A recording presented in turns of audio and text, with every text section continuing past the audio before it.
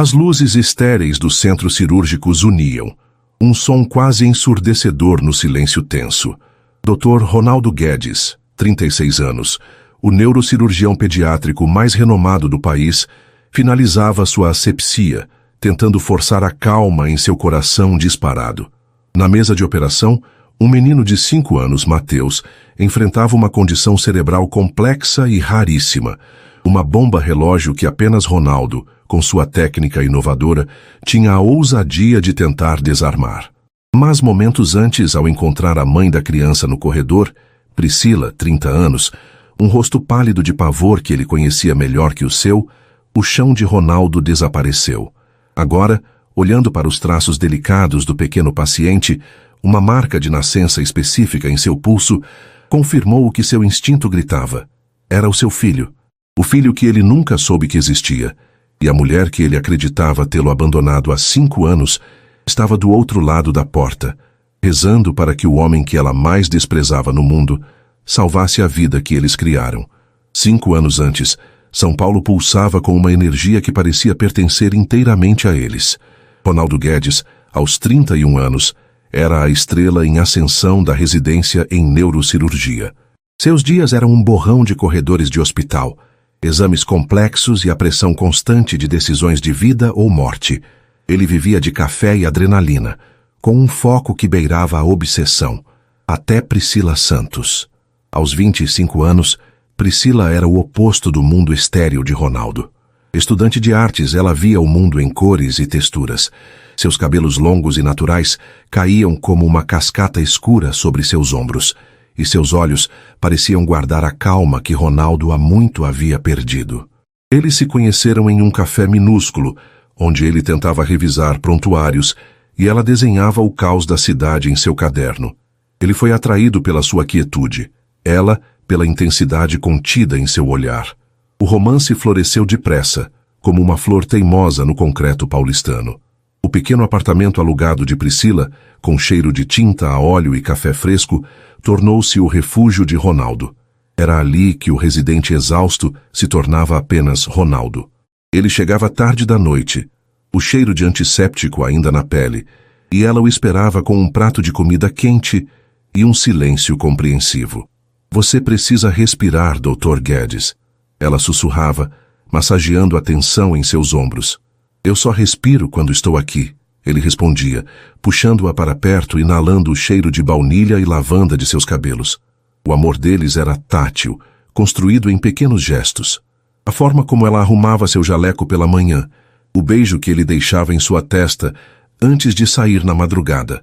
Havia uma química inegável, uma atração que vibrava entre eles.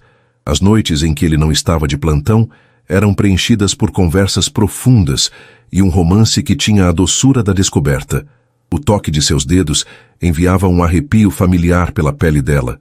O sorriso dele, raro e genuíno, era reservado apenas para ela. Eles falavam sobre futuros, sobre os filhos que ele salvaria e a arte que ela criaria. Mas havia uma sombra, os dois mundos. Priscila era uma bolsista, filha de trabalhadores simples que contava moedas para comprar suas telas. Ronaldo era o herdeiro da fortuna Guedes, um nome sinônimo de poder e medicina privada de elite. O choque de realidade veio na forma de um jantar na mansão Guedes. A casa era fria, um museu de mármore e silêncio. Priscila, em seu melhor vestido, sentiu-se imediatamente deslocada. E então ela conheceu Sofia Guedes. Dona Sofia era uma mulher impecável, elegante, com um sorriso polido que não alcançava os olhos gélidos. Ela mediu Priscila da cabeça aos pés, um cálculo rápido e depreciativo. Durante o jantar, suas palavras eram como bisturis finos. Ronaldo sempre teve um gosto eclético, ela comentou, olhando para o lustre de cristal. Mas a carreira dele, Priscila, exige um tipo específico de apoio, uma estrutura que nem todos compreendem. Eu apoio o Ronaldo em tudo, Priscila disse, a voz mais firme do que se sentia. Apoiar é diferente de agregar, Sofia respondeu, um sorriso fino nos lábios. Ele está destinado à grandeza. Munique, talvez Zurique. O mundo é dele. Amarras são inconvenientes. Ronaldo, acostumado à maneira da mãe e cego pelo amor, não percebeu o veneno. Mãe, Priscila é a melhor coisa que me aconteceu, ele disse, segurando a mão dela por cima da mesa. Mas a mão de Priscila estava fria. 2 semanas depois, a vida de Priscila mudou. Um atraso, uma suspeita e 2 linhas rosa em um teste de farmácia. O mundo girou. Medo e uma alegria avassaladora a atingiram ao mesmo tempo. Um filho, um pedaço dela e de Ronaldo. O medo de Sofia Guedes evaporou, substituído pela certeza de que Ronaldo, o homem que queria ser neurocirurgião pediátrico, ficaria exultante. Ele amava crianças. Ele a amava. Ela planejou tudo. Comprou um par minúsculo de sapatinhos de lã branca. Prepararia o jantar favorito dele, abriria um vinho, embora ela fosse tomar suco, e lhe entregaria a pequena caixa. Seria a noite deles. Ela estava terminando de arrumar a mesa em seu apartamento quando a campainha tocou. Era cedo demais para ser Ronaldo. Ao abrir a porta, seu estômago gelou. Sofia Guedes estava parada no corredor, impecável em um tailleur cinza. O cheiro de seu perfume caro invadindo o ar simples do apartamento. Posso entrar? Não era uma pergunta. Sofia entrou, seus saltos fazendo um barulho agudo no piso de madeira. Ela olhou ao redor com um desdém contido. É acolhedor, para quem gosta de simplicidade. Dona Sofia, o que a senhora faz aqui? Ronaldo não. Ronaldo está em uma reunião crucial no hospital. Sofia a cortou. A voz suave como seda e afiada como vidro. Com o Dr. Miguel Andrade, sobre a bolsa de estudos em Munique. O sonho da vida dele. Eles estão acertando os detalhes finais. Ele viaja em 2 semanas. O coração de Priscila começou a bater descompassado. Ele não me disse que foi confirmado. Há coisas que ele discute com a família primeiro, querida. Decisões que moldam um legado, Sofia disse, parando em frente à mesa posta para 2. Que bonitinho. Uma celebração? Antes que Priscila pudesse responder, Sofia continuou. Eu vim porque sei da sua situação. Priscila empalideceu. Como a senhora? Eu tenho meus meios. Um filho acidental, Priscila. Que clichê. A palavra acidental atingiu Priscila como um tapa. Não foi acidental, foi... Aconteceu. E Ronaldo vai ficar feliz. Sofia soltou uma risada curta e fria. Feliz? Você realmente não o conhece, não é? Ronaldo é um cirurgião. Ele vive de foco, de precisão. Ele me confidenciou há semanas que estava se sentindo sufocado, que precisava de espaço, que ele não podia ter amarras agora. A mentira foi entregue com uma convicção absoluta. Isso não é verdade, Priscila sussurrou, as lágrimas começando a queimar em seus olhos. Uma criança vai arruinar a carreira dele, Sofia declarou, a falsa simpatia sumindo, restando apenas o aço. Ele vai olhar para você, e depois para esse bebê, e tudo o que ele verá é o fim de Munique, o fim de tudo o que ele trabalhou para conseguir. Ele vai te culpar. O amor azeda, Priscila, transforma-se em ressentimento. Ele não é assim. Ele é um Guedes, Sofia sibilou. E eu não vou deixar uma garota oportunista destruir o futuro do meu filho. Sofia abriu sua bolsa de grife e tirou um talão de cheques. Ela preencheu uma folha com agilidade e a colocou sobre a mesa, ao lado dos sapatinhos de lã que Priscila havia comprado. O valor era obsceno. Isto é para você resolver seu problema, Sofia disse, a voz baixa. Ou, se preferir, para começar de novo, longe daqui, longe dele. Considere um pagamento pela sua discrição. A humilhação foi total. Era tão profunda que secou as lágrimas de Priscila. Ela olhou para o cheque, depois para o rosto de Sofia. Aquele não era o mundo dela. Ela nunca pertenceria. E se Sofia estivesse dizendo a verdade, se Ronaldo realmente a via como uma amarra, ela não poderia suportar ver o desprezo nos olhos dele. Ela não podia forçá-lo a escolher. Eu não quero seu dinheiro, Priscila disse, a voz trêmula de raiva e dor. Sofia ergueu uma sobrancelha. Como quiser. Mas se você ama o Ronaldo de verdade, você vai desaparecer. Dê a ele a chance de ser o grande homem que ele nasceu para ser. Sem você. Sofia se virou e saiu, deixando a porta aberta e o cheiro de seu perfume pairando como veneno. Priscila desabou. A dor era física, uma pressão no peito que a impedia de respirar. Ele me confidenciou que estava se sentindo sufocado. A mentira de Sofia plantou a semente da dúvida, que a insegurança de Priscila regou. Ela olhou para o jantar, para os sapatinhos. Seu sonho se tornou um pesadelo. Ela não podia ficar. Não podia ver Ronaldo e ouvir da boca dele que ela era um fardo. Com as mãos tremendo, ela pegou um pedaço de papel. O que ela poderia dizer? As palavras de Sofia ecoavam em sua mente. Ela escreveu apenas uma frase vaga, encharcada de lágrimas. Eu não posso fazer isso. Não me procure. Seja feliz. Ela jogou algumas roupas em uma mochila, pegou suas economias e ligou para a única pessoa em quem confiava, sua amiga Mariana, em sua cidade natal no litoral. Mari, eu preciso ir para casa. Agora. Quando Ronaldo chegou ao apartamento, horas depois, exausto, mas vibrando com a notícia de Munique. Uma notícia que ele mal podia esperar para compartilhar com ela, para planejar como ela iria com ele. Ele encontrou a porta entreaberta. A comida estava fria na mesa. O apartamento estava silencioso. E sobre o prato dele não havia uma caixa com sapatinhos. Havia apenas um bilhete amassado. Eu não posso fazer isso. Não me procure. Seja feliz. Ele leu de novo. E de novo. O chão desapareceu. Não fazia sentido. Horas antes, ela o havia beijado de manhã. Foi então que sua mãe, Sofia, apareceu na porta. Querido, eu liguei no hospital, disseram que você já tinha saído. Mãe, o que... Priscila, ela... Sofia olhou para o bilhete e colocou a mão no coração. O rosto uma máscara de tristeza ensaiada. Ah, Ronaldo, eu não queria ser a portadora de más notícias. O que você sabe? Ele exigiu, o pânico crescendo. Eu a vi, mais cedo. Sofia mentiu, os olhos marejados. Saindo de um carro com um rapaz, alguém do mundo dela, eu suponho. Tentei falar com ela, mas ela parecia com pressa. Ela disse que não aguentava a pressão, querido, que a sua vida, a nossa família, era demais para ela. A mentira vinda de sua mãe cimentou a traição. Ela não o amava, ela o abandonou. O amor deu lugar a uma dor fria e cortante. Naquela noite, o coração de Ronaldo Guedes se fechou. Ele aceitou Munique, destruiu o bilhete e jurou nunca mais permitir que alguém o quebrasse daquela maneira. E enquanto Priscila chorava em um ônibus para o litoral, com a mão protetora sobre o ventre, Ronaldo começava a construir a fortaleza de gelo ao redor de si mesmo. Os 5 anos seguintes transformaram a dor em armadura.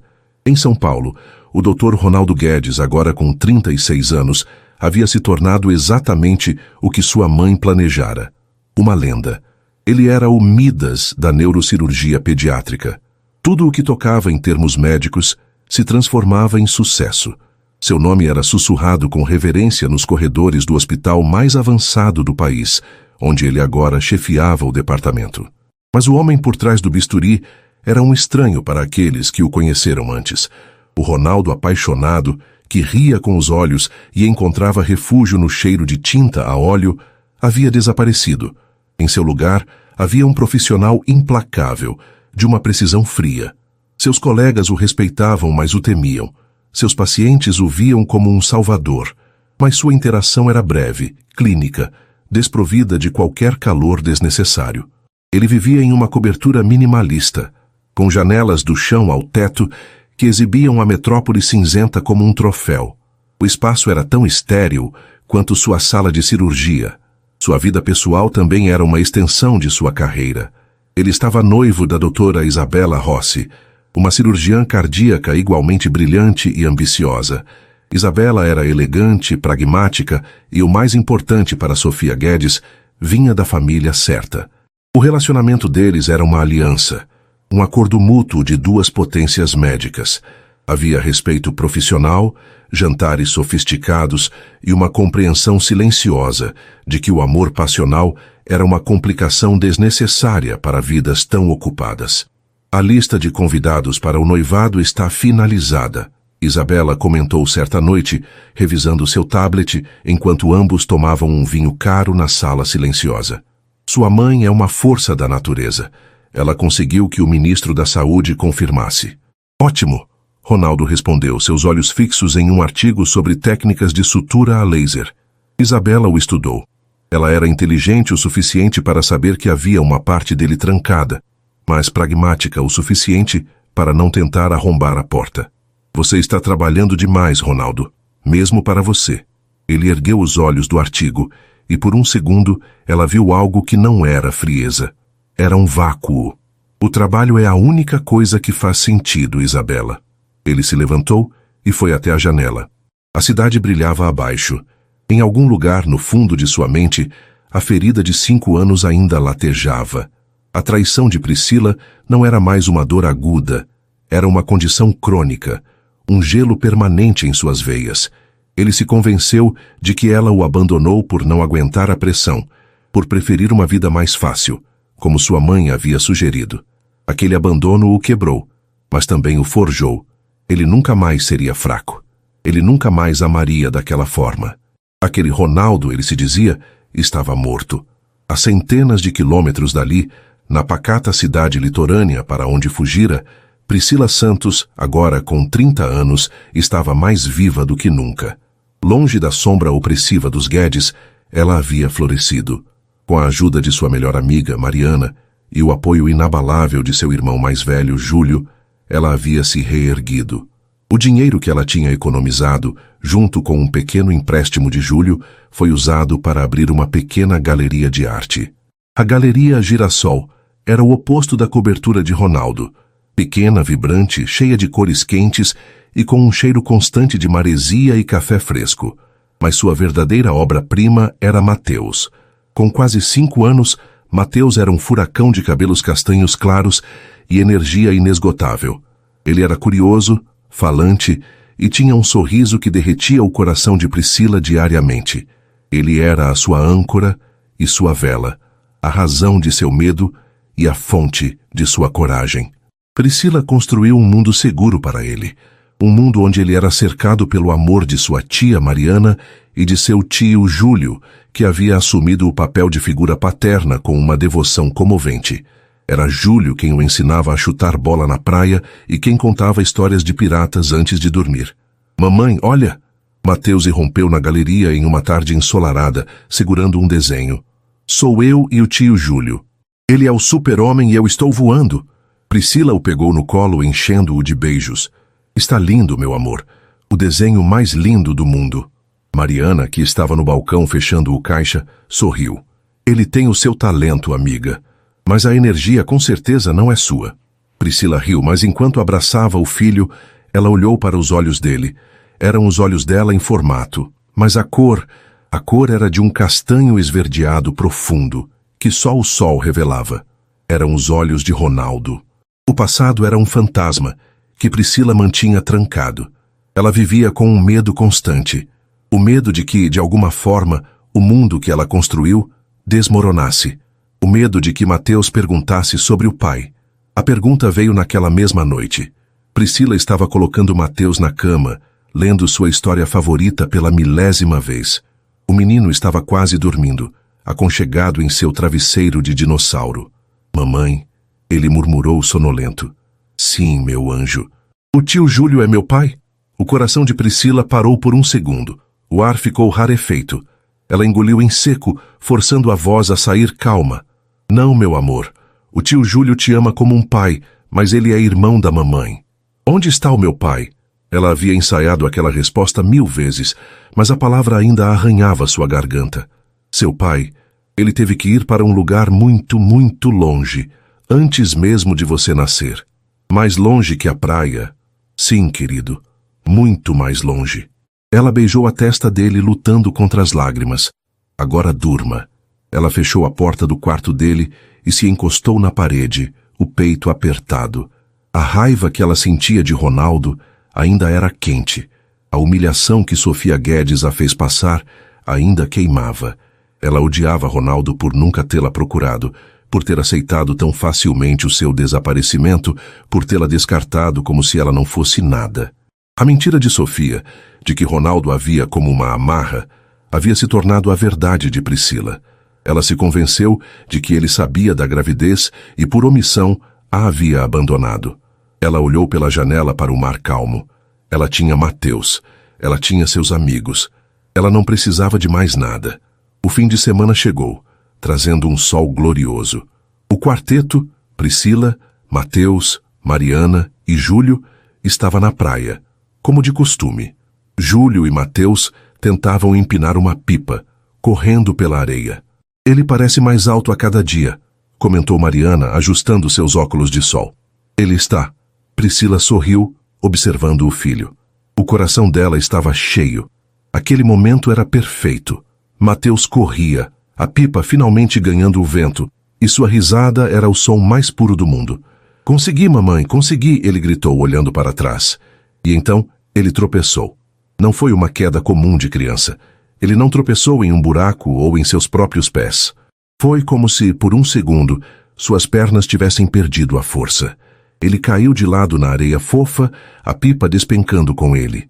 O coração de Priscila saltou para a garganta. Mateus! Ela e Júlio correram até ele. Antes que chegassem, o menino já estava se sentando, limpando a areia do rosto e rindo. Eu caí, ele anunciou como se fosse uma grande conquista. Júlio o pegou no colo. Você está bem, campeão? Sim, vamos de novo. Priscila o examinava, as mãos tremendo levemente enquanto tocava os braços e pernas dele.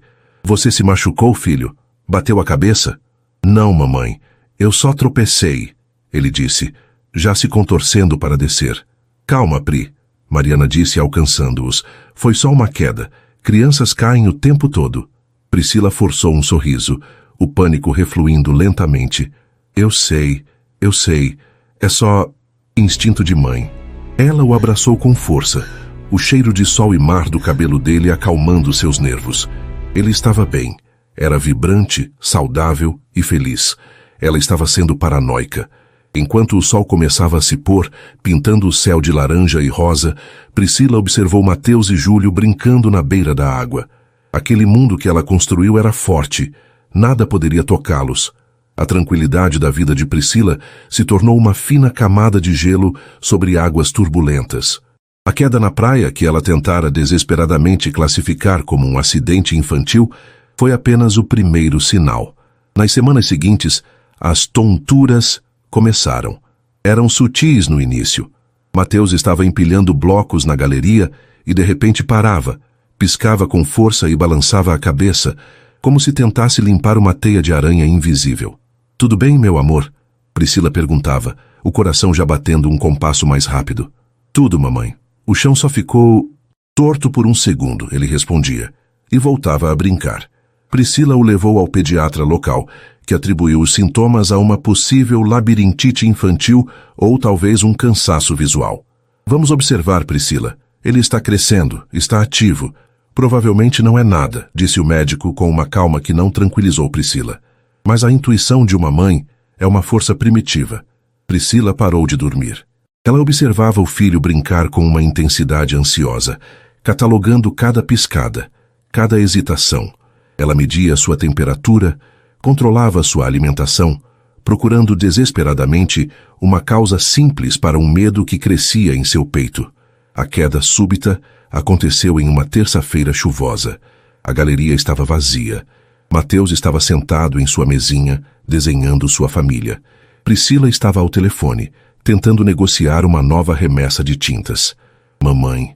A voz de Mateus saiu fraca, quase um sopro. Priscila se virou. O lápis de cor verde havia caído da mão dele. O menino estava parado, os olhos abertos, mas vazios, fixos em um ponto na parede. Mateus? Ela chamou, a voz subindo uma oitava. Ele não respondeu. Então seu pequeno corpo amoleceu. Ele não caiu para a frente. Ele simplesmente deslizou da cadeira para o chão como um boneco de pano cujas cordas foram cortadas. Mateus!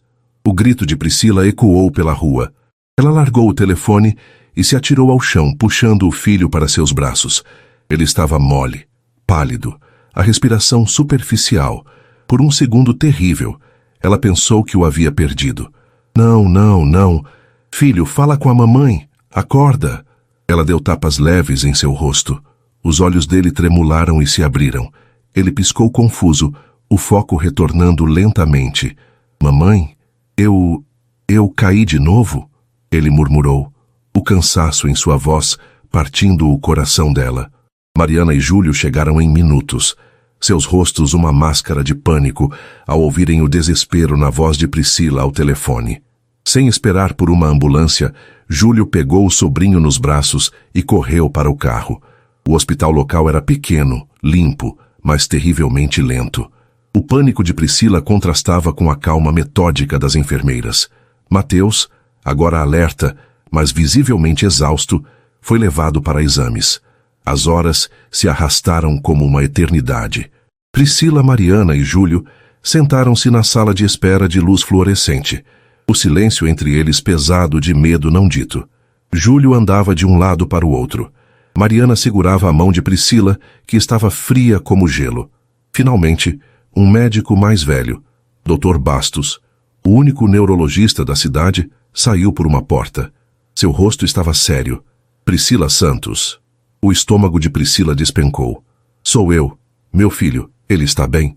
Por favor, venha à minha sala. Seu irmão e sua amiga podem vir, ele disse, a formalidade enviando uma onda de frio por ela. Na pequena sala, os exames de tomografia estavam acesos no negatoscópio. Dr. Bastos não rodeou. Priscila, encontramos uma massa no cérebro do Mateus. A palavra massa pairou no ar.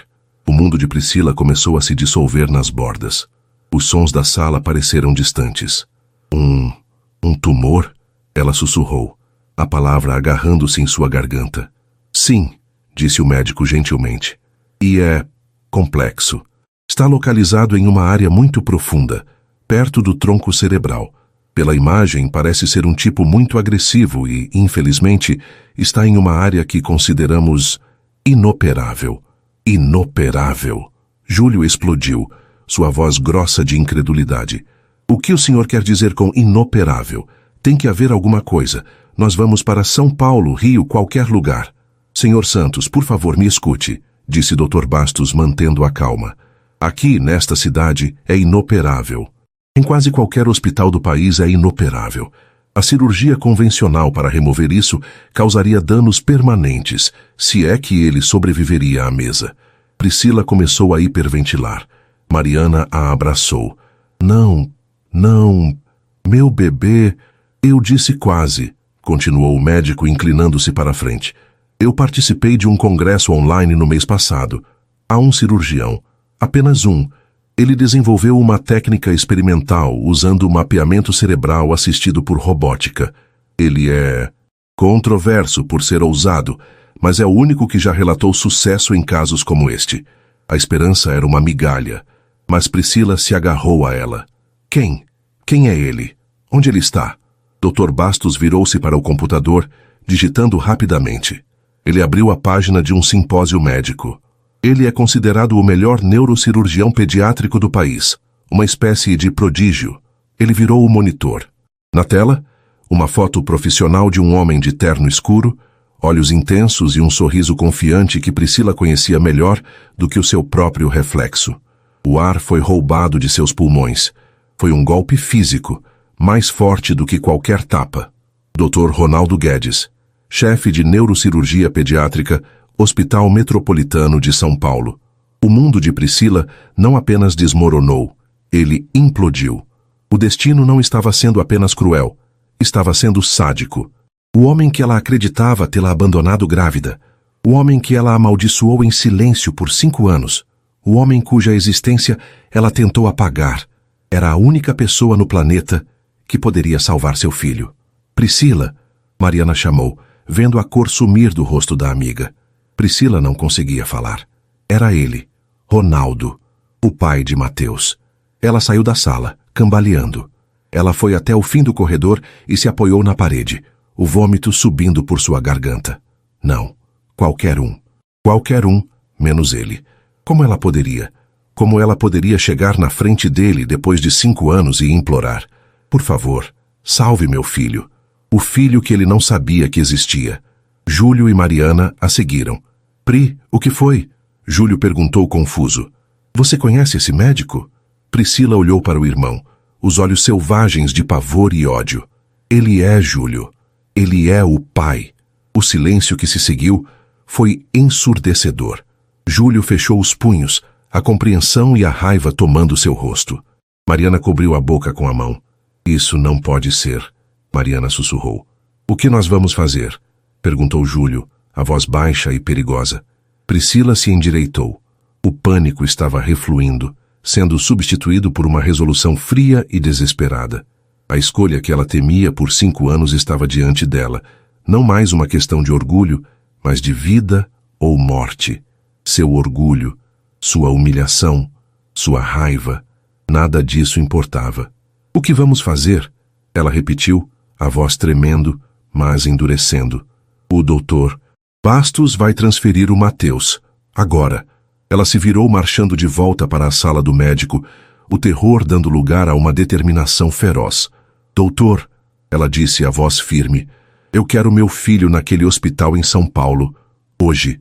Ela não sabia como enfrentaria Ronaldo. Não sabia se ele a reconheceria, ou pior, se reconheceria a si mesmo nos traços do filho. Ela rezou por um momento para que ele a tratasse como apenas mais uma paciente desesperada. Mas enquanto ela assinava os papéis da transferência de emergência e corria para o quarto para segurar a mão de seu filho sonolento, ela fez outra oração. Ela rezou para que o homem que ela mais desprezava no mundo fosse tão bom quanto sua lenda dizia. O Hospital Metropolitano de São Paulo era outro universo. Comparado ao pequeno centro médico da cidade litorânea, aquilo parecia um palácio de vidro e aço, frio e impessoal. O ar cheirava a limpeza química e a dinheiro. Priscila sentia-se pequena, uma intrusa naquele mundo de eficiência silenciosa.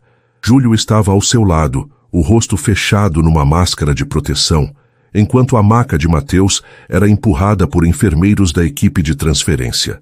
Mateus estava pálido, sonolento pela medicação para a viagem, seu pequeno dinossauro de pelúcia agarrado ao peito. Eles foram direcionados para a ala de neurocirurgia pediátrica, um andar inteiro dedicado a milagres e tristezas. O coração de Priscila batia tão forte que ela mal conseguia ouvir as instruções da enfermeira-chefe. Ela estava em pânico, rezando para que ele estivesse em cirurgia, em uma reunião, em qualquer lugar, menos ali. Ela virou um corredor e seu pesadelo se materializou. Ele estava parado em frente ao posto de enfermagem, revisando um prontuário com uma mulher alta e elegante de jaleco. Dr. Ronaldo Guedes. O tempo parou. 5 anos não haviam mudado muito, mas haviam endurecido suas feições. O homem à sua frente era mais imponente, mais frio. A energia vibrante que ele tinha fora substituída por uma autoridade gélida. Ele ergueu os olhos do prontuário, sentindo o olhar dela. Os olhos deles se encontraram. O mundo ao redor de Ronaldo desapareceu. O barulho do hospital, a voz de sua noiva ao seu lado, tudo se dissolveu em um zumbido baixo. Priscila. Não era uma miragem. Era ela. O cabelo estava mais curto, o rosto mais fino, marcado por um cansaço que ele não reconhecia, mas era ela. A mulher que assombrava suas noites, a traição que definira sua vida adulta, estava parada a 10 metros de distância. Priscila. A voz dele saiu num sussurro rouco, carregado de uma incredulidade que rapidamente se transformou em algo mais sombrio. Priscila congelou. Ouvir a voz dele foi como levar um choque. Todas as palavras que ela ensaiou, todas as súplicas e acusações, morreram em sua garganta. Ela só conseguia encará-lo, o pavor tomando conta de seu rosto. A mulher ao lado de Ronaldo, a doutora Isabela Rossi, percebeu a mudança instantânea. O ar entre Ronaldo e a desconhecida estalou, carregado de uma história que ela desconhecia. Ela estreitou os olhos, avaliando Priscila com um olhar clínico e possessivo. Antes que Ronaldo pudesse dar um passo, antes que Priscila pudesse desmaiar, a equipe de transferência chegou ao lado dela. Dr. Guedes, chamou o enfermeiro. Transferência de emergência da Costa Verde. Paciente Mateus Santos, 4 anos e 11 meses. Suspeita de tumor no tronco cerebral. Caso indicado pelo Dr. Bastos. O nome Dr. Guedes tirou Ronaldo do transe pessoal e ativou o cirurgião. Ele se forçou a desviar o olhar de Priscila e focar na emergência. Qual é o estado dele? Ronaldo perguntou, sua voz agora cortante e profissional, a máscara fria deslizando de volta ao lugar. Episódio de síncope esta manhã. Nível de consciência flutuando durante a transferência, relatou o enfermeiro. Ronaldo se aproximou da maca, pegando a ficha das mãos do enfermeiro. Ele começou a ler, mas seu cérebro estava dividido. Priscila. Paciente. 4 anos e 11 meses. A idade ecoou em sua mente como um tiro. 4 anos e 11 meses. Ele fez as contas. 5 anos. exatamente o tempo desde que ela desaparecera. O gelo em suas veias começou a rachar. Ele ergueu os olhos da ficha e olhou para o menino na maca. O rosto da criança estava pálido e sereno sob a luz fluorescente. Ele viu imediatamente. Viu o formato dos olhos de Priscila. Mas o que o fez parar de respirar foi o que ele viu de si mesmo. A linha do queixo, o formato da testa, era como se olhar em um espelho distorcido pelo tempo. Não, ele murmurou quase inaudível. Mateus, sentindo a agitação ao seu redor, gemeu e se mexeu. Sua mãozinha saiu debaixo do cobertor, buscando o conforto do dinossauro. E então, Ronaldo viu. No pulso esquerdo do menino, visível contra a pele pálida, havia uma pequena marca de nascença. Uma mancha delicada em forma de lua crescente. Ronaldo sentiu o chão sumir. Ele instintivamente tocou o próprio pulso esquerdo, por baixo da manga de seu jaleco. Ele tinha a mesma marca, exatamente no mesmo lugar. Uma marca genética rara, passada por gerações na família Guedes. Seu pai tinha. Ele tinha. Era impossível. Era inegável. Ele ergueu a cabeça lentamente. Seus olhos, agora despidos de toda a frieza profissional, encontraram os de Priscila. Ela não estava mais com raiva ou medo. Ela estava apenas quebrada. As lágrimas corriam silenciosamente pelo seu rosto, um testemunho mudo da verdade que estava agora exposta entre eles. A verdade o atingiu com a força de um veículo em alta velocidade. 4 anos e 11 meses. Os olhos dela, a minha marca. A mulher que ele acreditava tê-lo abandonado por outro homem não havia apenas partido. Ela havia partido levando seu filho. O filho que ele nunca soube que existia. Ronaldo! A voz de Isabela era afiada, cortando o silêncio tenso. Ela observava a cena com uma mistura de confusão e alarme. Ela viu o neurocirurgião mais controlado do país tremer visivelmente. Ronaldo engoliu a onda de raiva, traição e uma dor lancinante que ameaçava sufocá-lo. A criança na maca estava doente. Seu filho estava doente. O profissional assumiu o controle, mas agora era diferente. Era uma urgência feroz, primal. Levem-no para a imagem avançada, agora! Ele latiu para a equipe, a voz tão dura que eles recuaram. Eu quero uma ressonância magnética funcional completa, angiografia e mapeamento cortical. Preparem a suíte de pré-operatório. Eu quero acesso total aos exames do Dr. Bastos e quero o sangue dele testado para todos os marcadores. Ele se virou para Priscila, o rosto uma máscara impenetrável de fúria controlada e pânico profissional. Seus olhos eram 2 chips de gelo. Você, ele disse, a voz baixa e perigosa, vá para a sala de espera da família. Não saia de lá. Nós vamos ter uma conversa. Ele se virou e saiu andando pelo corredor em direção à sala de controle de imagens, deixando Priscila tremendo, Júlio com os punhos cerrados e Isabela parada, olhando para as costas dele, a certeza de que sua vida perfeitamente planejada estava prestes a explodir. O tempo que antes se arrastava, agora corria em direção ao abismo. Mateus foi levado para a sala de preparação e a máquina complexa do centro cirúrgico começou a girar em torno dele. Para Ronaldo, o mundo havia se reduzido a um único ponto focal, os exames que brilhavam no negatoscópio. O tumor era um pesadelo técnico, pior do que os exames iniciais do Dr. Bastos sugeriam. Estava entrelaçado em vasos sanguíneos vitais e pressionava o tronco cerebral, a própria sede da vida. Era uma teia de aranha mortal, e qualquer movimento errado, qualquer hesitação de 1 milímetro, seria catastrófico. O Midas da neurocirurgia sentiu, pela primeira vez em sua carreira, o toque gelado do medo verdadeiro. Não era o medo profissional de falhar, era o pavor primal de perder algo seu. Ele estava na sala de asepsia, esfregando as mãos com uma força quase punitiva, da ponta dos dedos até os cotovelos. A água estava quente, o sabão antisséptico tinha um cheiro forte, mas tudo o que ele sentia era o zunido em seus ouvidos. Suas mãos. Elas valiam milhões. Haviam realizado centenas de cirurgias impossíveis, mas agora, olhando para elas, elas pareciam estranhas, inadequadas. Eram as mãos de um pai que estava prestes a abrir o crânio de seu filho. A porta da sala de asepsia se abriu. Isabela Rossi entrou, o rosto controlado, mas os olhos faiscando. Você tem 5 minutos antes de entrar. ela disse, a voz baixa e precisa. Ronaldo não se virou. Estou ocupado, Isabela. Não me venha com essa. Ela rebateu, aproximando-se. Eu vi seu rosto. Eu vi o rosto dela e eu vi a criança. Quem é ela, Ronaldo? Ela é a mãe do meu paciente, ele respondeu, a voz abafada pela máscara que acabara de colocar. Não minta para mim. A voz de Isabela era afiada como um bisturi. Eu sou cirurgiã cardíaca. Eu lido com fatos. E o fato é que aquele menino tem a marca de nascença da sua família. A marca que sua mãe tanto se orgulha de mencionar. Ronaldo finalmente se virou. Seus olhos acima da máscara estavam mortos de cansaço e vivos de fúria. Sim, a palavra única foi uma confissão que sugou o ar da sala. Isabela recuou um passo, como se tivesse levado um tapa. Seu filho, ela sussurrou, a incredulidade misturada com uma onda súbita de compreensão. É por isso, todos esses anos.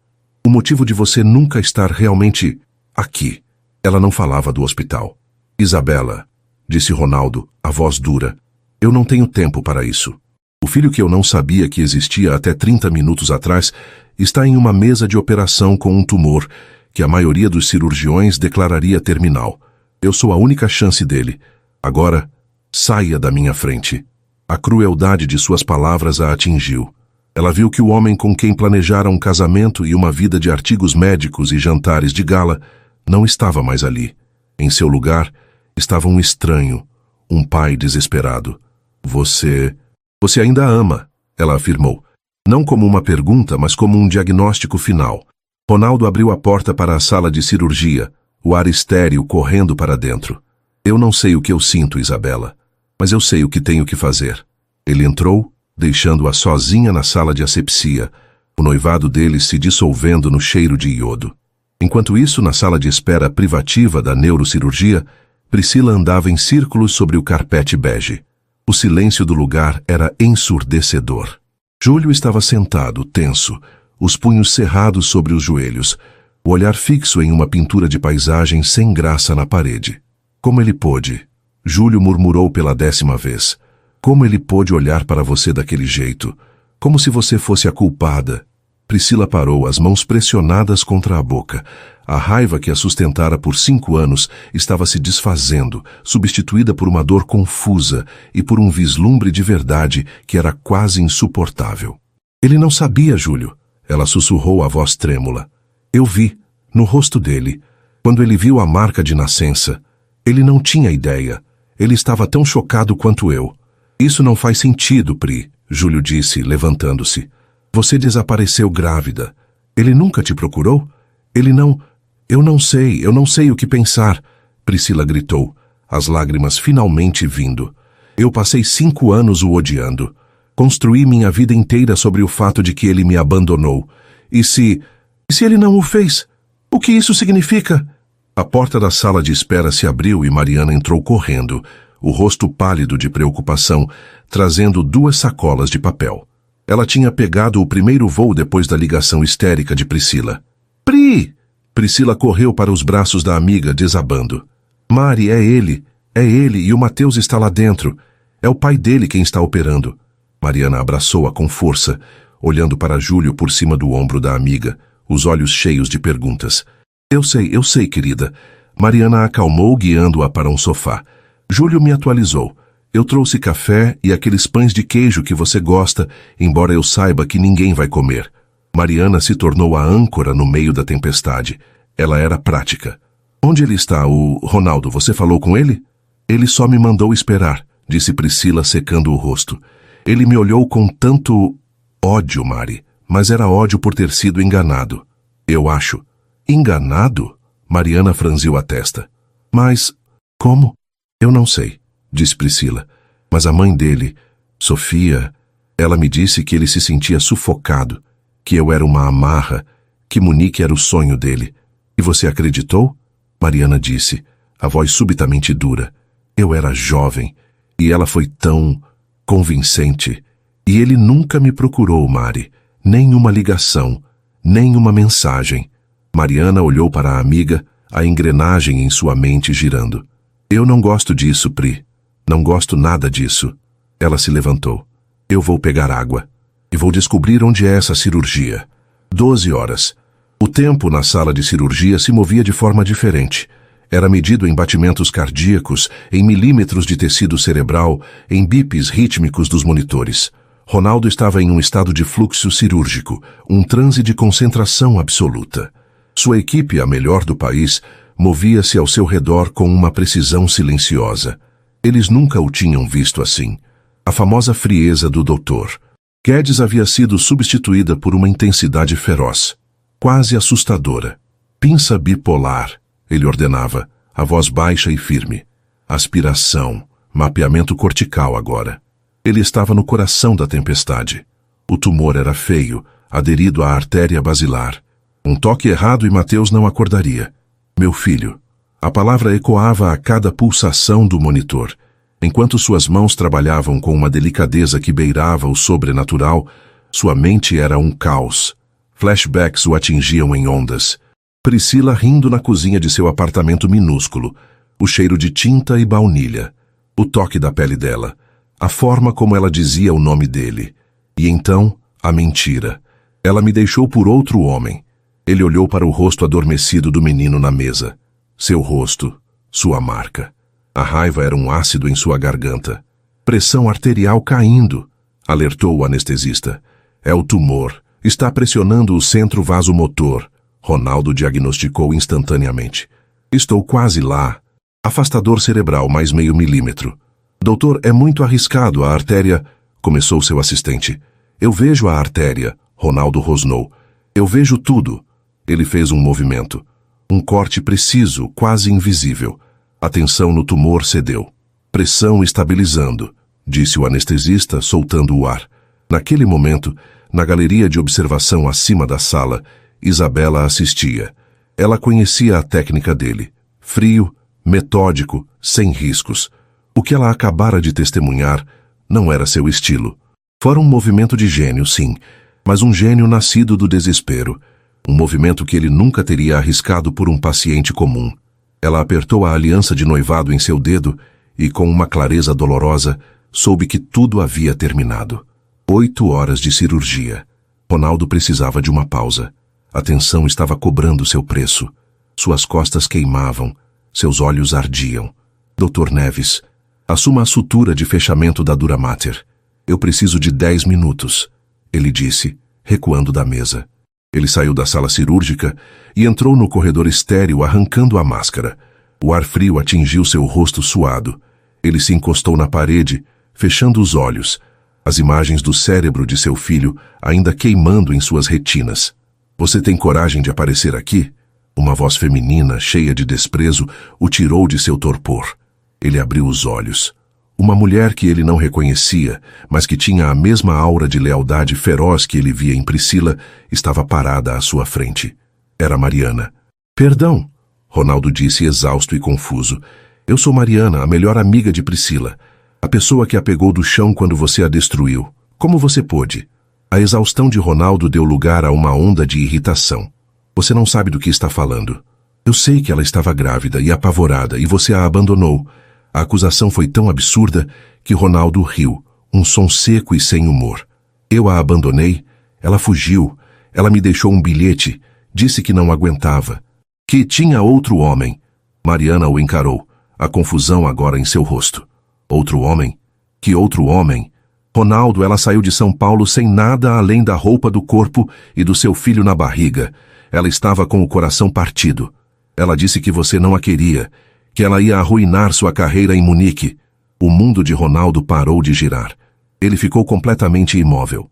O corredor, os bips distantes, tudo desapareceu. Munique. Ele não tinha contado a Priscila sobre Munique. Ele estava esperando a noite do jantar, a noite em que ela desapareceu. Ele só havia contado para uma pessoa, sua mãe. Ela não aguentava a pressão, querido. A voz de Sofia em sua cabeça. Ela disse que você a estava sufocando. Alguém do mundo dela. As mentiras, as meias-verdades, a manipulação, a discrepância nas histórias era um abismo que se abria a seus pés. Priscila não fugiu dele. Ela fugiu por causa dele, por causa de uma mentira que outra pessoa contou. Meu Deus, ele sussurrou, o horror da compreensão tomando conta dele. Ele agarrou o braço de Mariana, os olhos selvagens. Que bilhete? O que ela te disse? Ela não deixou bilhete nenhum. Ela deixou um recado vago. Disse que estava com vergonha demais. Mariana parou vendo o colapso no rosto dele. Ronaldo a soltou.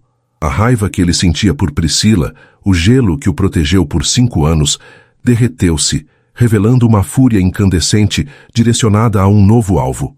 Eu tenho que voltar, ele disse, a voz irreconhecível. Eu tenho que salvar meu filho. Ele se virou e marchou de volta para a sala de cirurgia, não mais apenas como um cirurgião, mas como um homem em uma missão de penitência. As 4 horas seguintes foram um borrão de genialidade técnica. Ele terminou a cirurgia. O tumor estava fora, inteiro. O cérebro de Mateus estava intacto.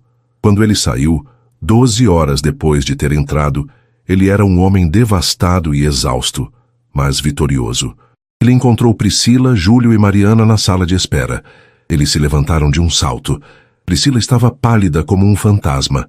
O olhar de Ronaldo para ela era diferente. A raiva havia sumido, substituída por uma dor tão profunda que Priscila quase recuou. Ele está estável, disse Ronaldo, a voz rouca. A cirurgia foi um sucesso, tênue. O tumor foi removido completamente.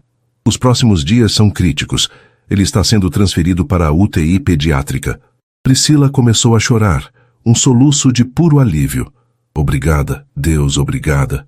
Júlio apertou o ombro dele, um gesto tenso. Doutor, obrigado. Ronaldo apenas assentiu. Ele queria dizer mais. Queria gritar, queria perguntar. Mas não era a hora. Ele passou por eles e não foi para a sala de descanso dos médicos. Ele não foi para sua cobertura. Ainda com o uniforme cirúrgico ensanguentado sob um casaco, ele desceu ao estacionamento. A adrenalina e a fúria o impulsionavam. Ele dirigiu pela cidade, rompendo a noite até a mansão Guedes. Ele entrou como um fantasma, usando sua chave antiga. Eram 3 da manhã. Sofia Guedes estava em seu escritório, iluminada por um abajur, um copo de bebida na mão. Ela estava esperando. Isabela havia ligado para ela. Então é verdade, disse Sofia, a voz calma, mas as mãos tremendo. Ronaldo parou no meio da sala, uma figura de exaustão e fúria. Eu operei meu filho hoje, ele disse, a voz baixa, mortal. Ronaldo, querido, você está exausto. Você não... Ele tem 4 anos e 11 meses. Ronaldo a cortou, aproximando-se da mesa. Ele tem a minha marca de nascença. O nome dele é Mateus. E a mãe dele é Priscila. Sofia empalideceu, o copo tremendo em sua mão. Aquela oportunista. Ela voltou para te dar o golpe, para destruir seu noivado. Eu te avisei. Munique! O grito de Ronaldo ecoou pela mansão silenciosa, fazendo os cristais tremerem. Ela disse a Mariana que fugiu por causa de Munique, porque ela era uma amarra. Palavras que você me disse que ela usou. Como ela sabia de Munique, mãe? Ele bateu o punho na mesa. Eu só tinha contado para você. O silêncio foi a confissão. Sofia desmoronou. A máscara de controle caiu, revelando a mulher manipuladora por baixo. Eu fiz por você, ela gritou, as lágrimas de raiva brotando. Ela era uma bolsista, uma ninguém. Ela ia arruinar seu futuro. Eu ofereci dinheiro a ela para resolver o problema. Ela recusou, ela ia te prender. Ronaldo sentiu o estômago revirar. O cheque, a humilhação. E a carta que ela me deixou. Era um bilhete vago, patético. Eu o destruí e disse a você que ela tinha fugido com outro. Foi melhor assim. Olhe para você agora, você é um sucesso. A traição foi absoluta. Não foi Priscila quem o quebrou. Foi sua própria mãe. Ela não havia apenas roubado o futuro dela. Ela havia roubado o dele. Ela roubara 5 anos de seu filho. Ela o transformara em um homem frio e amargo, que odiava a única mulher que ele já havia amado. Ronaldo olhou para a mulher à sua frente, não com raiva, mas com um vazio gelado. Você não fez isso por mim, ele disse, a voz desprovida de qualquer emoção. Você fez isso por você, pelo nome Guedes, pelo seu legado. Ele se virou para a porta. Ronaldo, aonde você vai? Eu sou sua mãe. Ele parou, mas não se virou. Você não vai chegar perto do meu filho. Nunca. Ele saiu, batendo a porta. A fúria o havia abandonado, deixando apenas uma dor oca e a necessidade esmagadora de voltar ao hospital. Voltar para a mulher que ele havia acusado injustamente e para o filho que ele mal conhecia. Ronaldo dirigiu de volta ao hospital com a fúria e a adrenalina se esvaindo, deixando para trás um vazio gélido e nauseante. 5 anos. 5 anos construídos sobre a arquitetura de uma mentira cruel. Ele não havia perdido apenas a mulher que amava. Ele havia perdido a infância inteira de seu filho.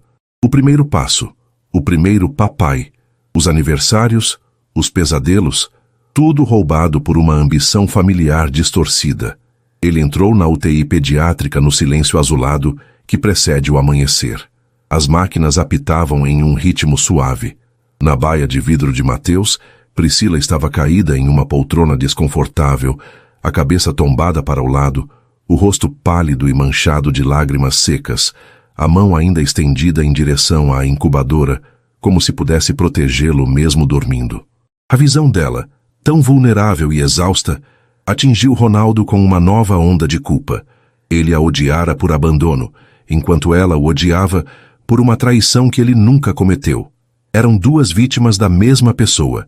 Ele parou ao lado do leito de Mateus. O menino parecia minúsculo e frágil sob a colcha térmica, um emaranhado de fios monitorando cada batida de seu coração. Meu filho. Ele estendeu a mão, mas hesitou, o jaleco ainda manchado. Ele não tinha esse direito. Não ainda. Como ele está? A voz sonolenta e assustada de Priscila o fez virar. Ela estava acordada, os olhos arregalados de pânico instantâneo antes de perceber quem ele era. Os sinais estão estáveis, disse Ronaldo, a voz profissional sendo uma armadura frágil sobre suas emoções cruas. A pressão intracraniana está controlada. Ele está reagindo bem. É um bom sinal.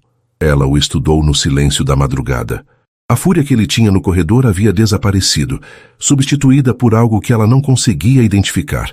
Uma exaustão profunda, quase uma derrota. Você... Ela começou, a voz rouca. Você parece... péssimo. Eu descobri a verdade, Priscila. Ele disse, sem rodeios. A energia para jogos ou meias palavras havia acabado. O mundo dela parou. A verdade. Eu falei com minha mãe, sobre Monique, sobre uma carta que eu nunca recebi, sobre um outro homem que nunca existiu. O choque no rosto dela foi sua confirmação final.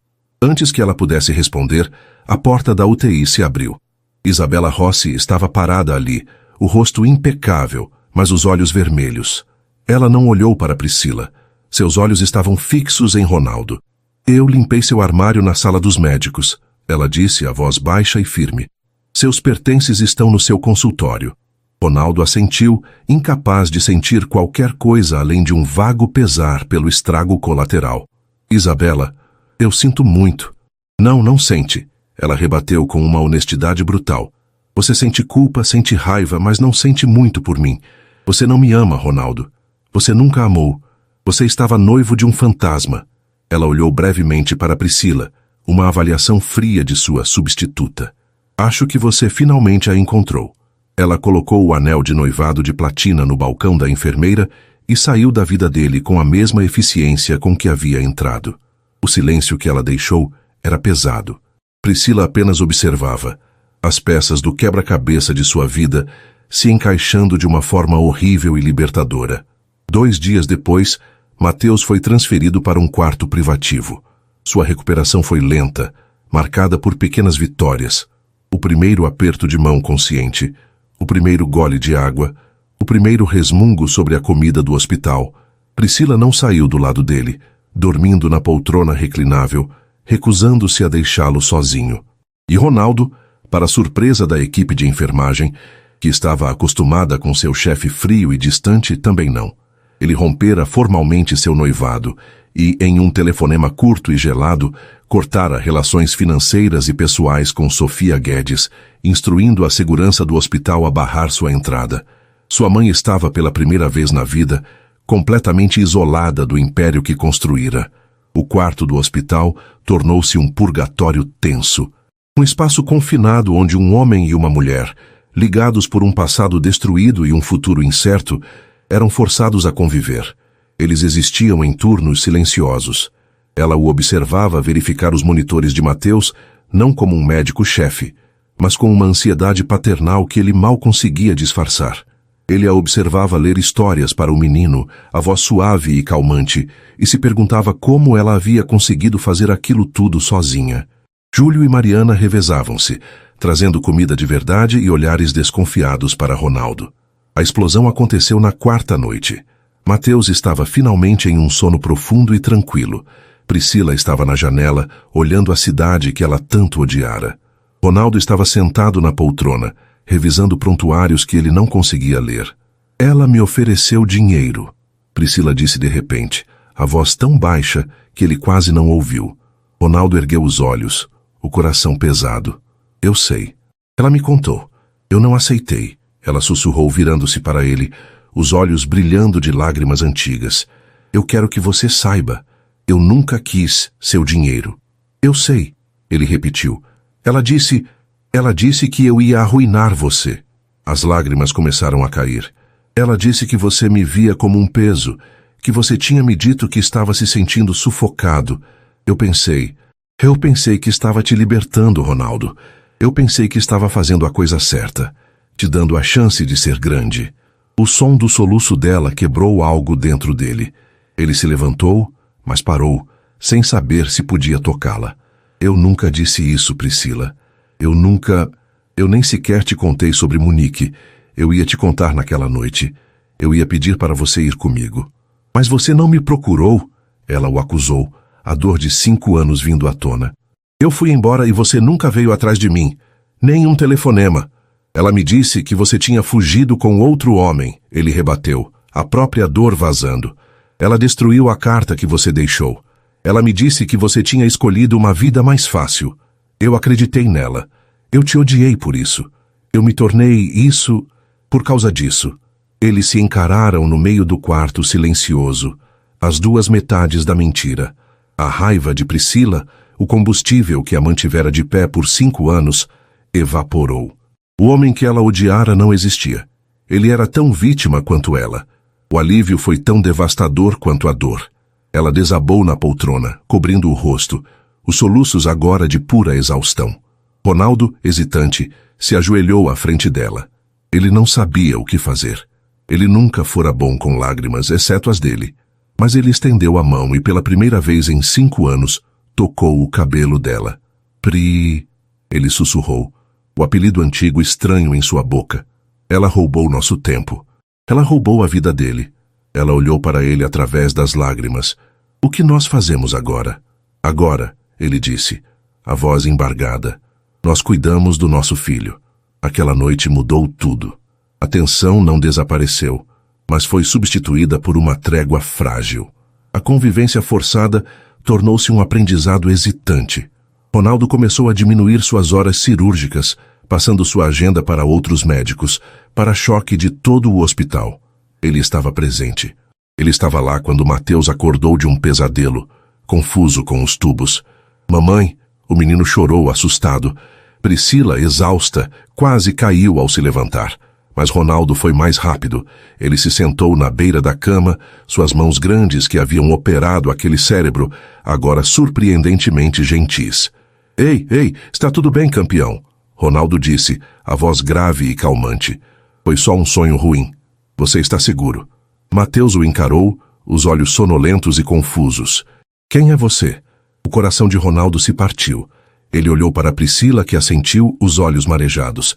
Eu sou o Ronaldo. Eu sou o médico que ajudou a consertar sua cabeça, ele disse, engolindo o nó na garganta. E eu sou seu pai. Mateus apenas o observou processando. Ele estava cansado demais para entender a magnitude daquilo. Ele apenas sentiu a segurança na voz do homem. Ele estendeu a mãozinha e tocou o rosto de Ronaldo, a barba por fazer de 2 dias. Você parece cansado, Mateus murmurou e voltou a dormir. Ronaldo ficou ali imóvel, deixando a mãozinha do filho em seu rosto, enquanto lágrimas silenciosas corriam por suas bochechas pela primeira vez em anos. Priscila observou a cena, e o último pedaço de gelo ao redor de seu coração derreteu. Ela viu o homem por quem havia se apaixonado, escondido sob camadas de dor e sucesso. Nas semanas seguintes, à medida que Mateus recuperava suas forças, aprendendo a andar novamente pelos corredores do hospital, Uma nova dinâmica familiar nasceu. Eram Ronaldo e Priscila que o seguravam. Eram eles que discutiam sobre fisioterapia. Eram eles que comemoravam quando ele conseguiu comer uma tigela inteira de gelatina. O romance não reacendeu como uma explosão, mas como o nascer do sol. Começou com gestos. Ele trazendo café para ela da cafeteria certa. Ela guardando um pedaço de torta que Mariana trouxe para ele.